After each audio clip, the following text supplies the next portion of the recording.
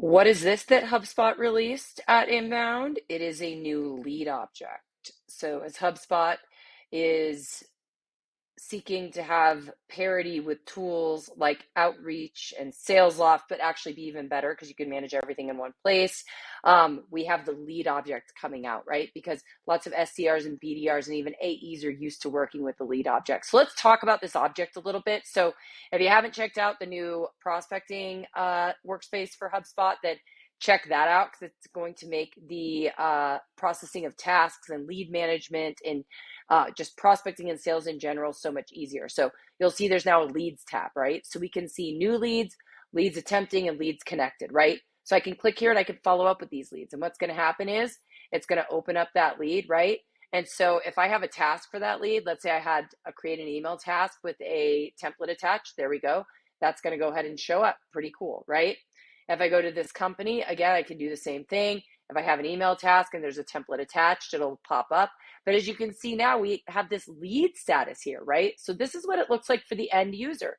And then they can move through leads that are new, attempting, connected, and then they can go through the rest of their tasks, right? So it actually just brings another type of activity to the workspace that specifically has to do with leads, right? So let's go back over here. And when you look at your summary, if you check it out down here, you also have a lead section again, right? And look at, we can drag and drop these. So if we want to go ahead and bring this lead section up, we can do that.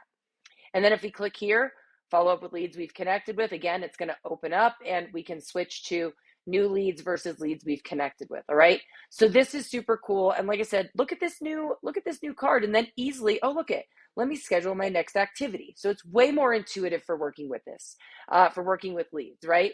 So now let's take a look at an actual lead and look at this. We have our different stages, right? So it shows us because we have stages and we have stage categories. And I'm going to jump into that a little bit more. But let's say I connected or I qualified, then check this out. If I click qualified, then it opens up and prompts me to create a deal, right? So we can actually see the leads. So leads get associated with contacts and companies. Those are the only two objects that leads get associated to right now.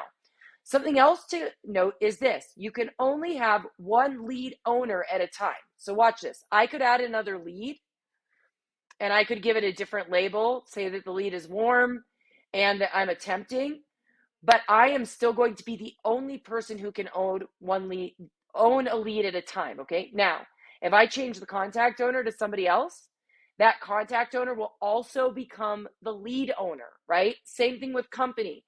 If I change a company owner, then whoever I change it to is going to become the lead owner, okay? So that's something else to note here. So we can go ahead and make those changes. Now, just like I mentioned, we have stages and the stages are in categories. So we can go ahead and add new ones, but then there are also stages that we cannot change, right? So the initial stages that are added, so the ones for new, attempting, connected, qualified, and disqualified, they exist already. But guess what? Let's say you have a sales accepted lead. We can go ahead and add that. And if you're wondering, wait, Mandy, these are both under qualified, how would we manage that? We'll have another video for that too, okay? The other thing that's important to know about leads is some of the automations that are available. So if you create a lead based on a life cycle stage, when a contact or company enters the life cycle stage, a new lead will be created. So we can automatically add leads when our companies or contacts become leads in their life cycle stages, right? So all of this ties together. Then we can set the life cycle stage when a lead is associated. So this would be going in the opposite direction. So if I associate a lead to a contact, it'll update the contact's life cycle stage to lead, right? And then similarly, requiring a disqualification reason.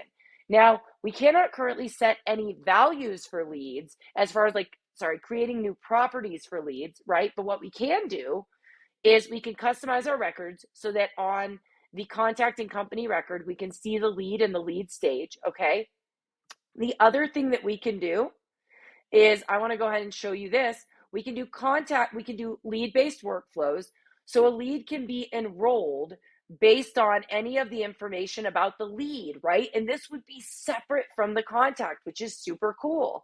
The other thing that we can do is in a contact-based workflow, think about this. Now what you could do is if somebody is, let's say you book a meeting, right? You could update, so any contact or company-based workflow can either create a lead or it can update a lead, right? So we can choose different properties that we want to set. Now we only have a few of those that we can set, like the lead owner, the disqualification reason, the lead disqualification note, the lead label, etc., right? So there's not a ton of stuff that we can set, but we can set property values or create leads in contact or company-based workflows. So that's a walkthrough of how you work with leads. So again, so now that we've looked at all the functionality, how do you work with these leads if you're a rep, right? So a couple things to think about. So right here, you can add a lead, and then any contacts or companies that you own, you'll be able to bring in as leads, okay? And then on your lead board, you're going to be able to see how many new leads attempting and connected, right? And then with this table, you can edit and customize the columns, right? So you can see the pipeline stage category, the pipeline they're in, the next activity. If they don't have one, it's going to prompt you to schedule an activity, the last task activity, and the stage that they're in. So we can go ahead and update that, right? So you can update and work with your leads. You can mark them as hot, and then you can mark them as warm, right? And then you can very easily go ahead and filter them by the different stages that they're in. And this makes it really easy to manage your leads. And then when you go over here, we have our tasks, right? We have our sequences, and then we're going to have our leads here. And when you go to follow up with leads, rather than bringing up all of your tasks, it's going to bring it up, and look here, it's going to tell you if they're in a sequence. So instead of going to the task player, managing everything here, super cool, guys.